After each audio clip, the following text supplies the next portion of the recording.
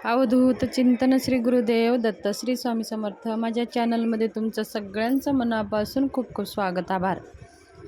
चला तर मग आज आपला विषय आहे गुढीपाडव्याच्या दिवशी आपल्याला जर सोना चांदी खरेदी करण्यासाठी आपण जर शक्य नसेल, आपण सोनं चांदी खरेदी करू शकत नसाल, तर फक्त ही 10 रुपयाची वस्तू तरी तुम्ही घरामध्ये खरेदी करून आणा। तुमच्या घरामध्ये सुख शांती समृद्धी नांदेल। घरामध्ये कधीही आपल्या धनाची कमी पडणार नाही आणि कधीही आपल्या घरामध्ये पैशाची कमी पडणार नाही, कधीही कमतरता भासणार नाही। तर 3.5 मुहूर्तापैकी हा एक मुहूर्त आहे हा गुढीपाडवा। गुढीपाडव्याच्या दिवशी आपण आतुरतेने नवीन वर्ष, मराठी नवीन वर्षाचे आपण स्वागत करत असतो। जे 1 जानेवारीला आपण इंग्रजी वर्षाची सुरुवात करत असतो, तर गुढीपाडव्यापासून आपल्याला मराठी नवीन वर्षाची सुरुवात होत असते। म्हणून नवीन वर्षाची स्वागत करण्यासाठी आणि आपल्या वर्षभर आपल्याला कधीही कशाचीही कमी पडू नये म्हणून काही अशा शुभ वस्तू खरेदी करायच्या असतात।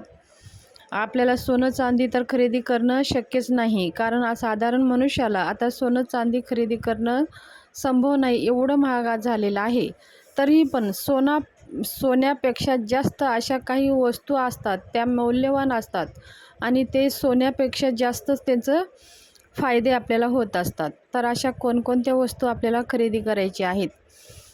गुढीपाडवा हे नवीन वर्ष, आपल्याला नवीन वर्ष सुरू करण्यासाठी आहे। तर नवीन वर्षाची सुरुवात आपण आपल्या देवापासूनच करायची असते। आपल्या देवघरामध्ये आपले जे देव आहेत, ज्या देवाला आपण मानता, त्या देवांसाठी अशी काही वस्तू खरेदी करावी। म्हणजे नवीन वस्त्र किंवा देवांसाठी आसन, देवांसाठी माळ, ज्या काही आपण देवांना वस्त्र अर्पण करतो, त्या सगळ्या देवांसाठी आपण वस्त्र, माळ, त्यांना आसन, अशा वस्तू आपल्याला खरेदी करायची असतात। त्याचबरोबर आपल्या घरामध्ये जर श्री स्वामी समर्थ महाराजांची मूर्ती नसेल, तर त्या दिवशी आपण मूर्ती खरेदी करू शकता। हा अत्यंत महत्त्वाचा दिवस आहे। ह्या पाडव्याच्या दिवशी आपण कोणतेही मुहूर्त न बघता कोणत्याही वस्तू आपण खरेदी करू शकता। हा 3.5 मुहूर्तापैकी हा एक मुहूर्त आहे। त्याचबरोबर आपण आपल्या घरामध्ये श्रीयंत्राची स्थापना करण्यासाठी श्रीयंत्र खरेदी करू शकता, किंवा आपण आपल्या घरामध्ये लक्ष्मी प्राप्तीसाठी गजलक्ष्मी खरेदी करू शकता। त्याचबरोबर कुबेर यंत्र खरेदी करू शकता। ह्या सगळ्या शुभ वस्तू खरेदी करण्यासाठी हा गुढीपाडवा दिवस अत्यंत महत्त्वाचा आहे। आपण जर ह्या वस्तू, जर श्रीयंत्र, कुबेर यंत्र ह्या वस्तू जर खरेदी करायच्या असेल, तर तुम्ही ठरवा की आपण ह्या यंत्रांची आपल्याला पूजा करायची आहे। दररोज आपल्या ह्यांची पंचोपचार पूजा झालीच पाहिजे, तेव्हा त्या यंत्राचं काहीतरी आपल्याला फायदा होतं। आणून ठेवायचं असंच आणि त्याच्यावर धूळ बसत राहायचं, मग त्या यंत्राचा आपल्याला फायदा होत नसतं। म्हणून ज्या वस्तू आपण खरेदी करता त्यांचीसुद्धा आपल्याला नित्य पूजा झालीच पाहिजे, तरच मग खरेदी करा, नाहीतर उगाच खरेदी करून मंदिरामध्ये जमा करणं सुद्धा शुभ नसतं। त्याचबरोबर आपल्या घरामध्ये जर गणपती बाप्पाची मूर्ती नसेल, तर गणपती बाप्पाची मूर्तीसुद्धा स्थापना करू शकता नवीन वर्षाची, किंवा तुम्हाला घरातल्या गणपतीची मूर्ती चेंज करायची असेल, तर ते सुद्धा तुम्ही करू शकता। अन्नपूर्णा देवीची मूर्ती तुमच्या देवघरात नसेल, तर ती पण खरेदी करू शकता आणि ते मूर्ती खरेदी करून आपण एक वाटी घेऊन त्या वाटीत तांदूळ घालून त्या तांदळावरती स्थापना आपल्याला करायची आहे। अशा अनेक वस्तू, शुभ वस्तू आहेत, त्या शुभ दिवशी आपल्याला खरेदी करायची आहेत। त्याचबरोबर देवाला दररोज आपण धूप लावत असतो, भीमशनी धूपसुद्धा खरेदी करणं ह्या दिवशी खूप चांगलं मानलं जातं। त्याचबरोबर धने हे 10 रुपयाचेच धने आपल्याला खरेदी करून आणायचे आहेत। नवीन वर्षाच्या दिवशी धने आणि गूळ खरेदी करून त्या धने गूळ माता लक्ष्मीला अर्पण करून त्या धन्याची पूजा आपल्याला करायची आहे। तेवढंच महत्त्वाचं आहे। ह्या दिवशी आपण धनाची पूजा करणं खूप शुभ मानलं जातं।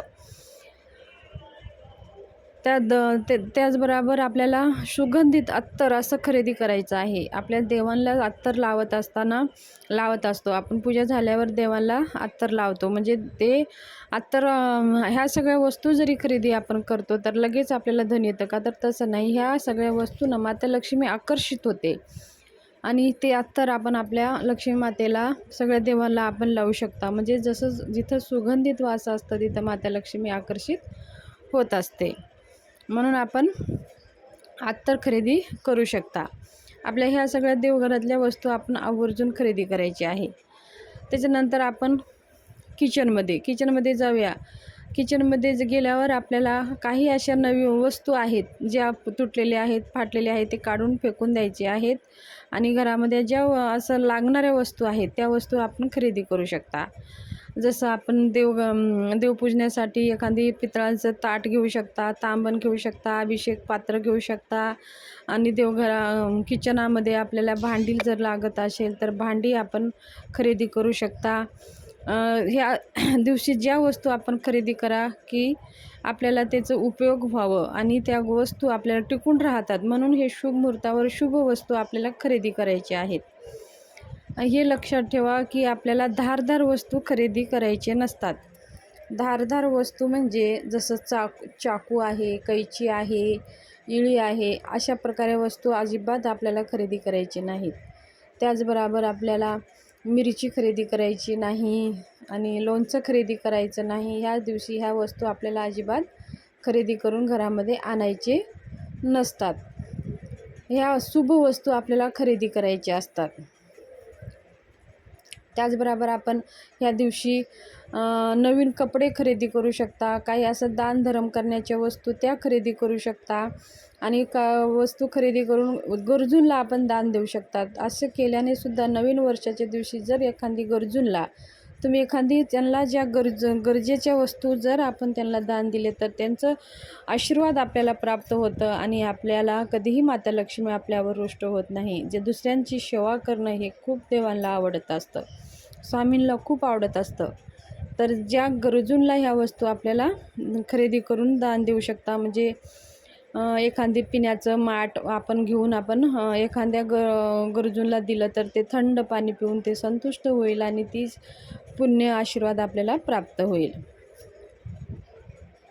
त्याचबरोबर ह्या दिवशी आपल्याला धनधान्य प्राप्ती तोडगा मी सांगितलेला आहे माझ्या चॅनलवरती, तो व्हिडिओ आलेला आहे. ते तोडगा आपल्याला घ्यायचा आहे. आपल्याला ते तोडगा घेऊन त्याची आपल्याला पंचोपचार पूजा करून ज्या काही सेवा मी सांगितलेल्या आहेत त्या सेवा करून आपल्याला ईशान्य कोपऱ्यामध्ये ते लटकून द्यायचं आहे. हे आवर्जून करा. ह्या दिवशी आपल्याला कधीही धनधान्याची कमी पडणार नाही. त्या तोडगामध्ये काय काय वस्तू आपल्याला लागतात ते सगळं मी सांगितलेलं आहे. तो माझ्या चॅनलवरती जाऊन व्हिडिओ पहा. आणि आपलं आरोग्य चांगलं राहावं म्हणून 3 इंच वडाची मुळी आणि रंगारी हिरडा आणून त्याची पंचोपचार पूजा करून ओम वनस्पते नमः या मंत्राचं जप करून त्याच्यावरती 108 वेळेस ते लाल कपड्यामध्ये बांधून आपल्या मुख्य दरवाजाच्या पाठीमागं ते लटकून ठेवायचं आहे. असे केल्याने सुद्धा आपल्या वर्षभर आपल्यावर जे अचानक येणारे संकटे आहेत, विघ्न आहेत आणि जे आजारपण आहेत त्यापासून सगळं आपल्याला संरक्षण होतं. म्हणून हे आरोग्यदायी तोडगा आवर्जून करावा आणि धनधान्यदायी तोडगा ते सुद्धा आवर्जून करावा. ते सगळं कोणकोणते साहित्य लागणार आहे माझ्या व्हिडिओमध्ये जाऊन तुम्ही पाहू शकता. तर गुढीपाडव्याविषयी काय करावे, काय करू नये ह्याच्या विषयी तुमच्याशी ही माहिती शेअर करायची होती. जर माहिती कशी वाटली, माहिती आवडली असेल तर माझ्या चॅनलला सबस्क्राईब करा आणि लाईक करा. म्हणजे असेच नवनवीन व्हिडिओ, नवनवीन माहिती मी तुमच्यासाठी घेऊन येत असते. ते सगळ्यांच्या अगोदर तुमच्यापर्यंत ते पोहोचत असते. तर आवर्जून सबस्क्राईब करा.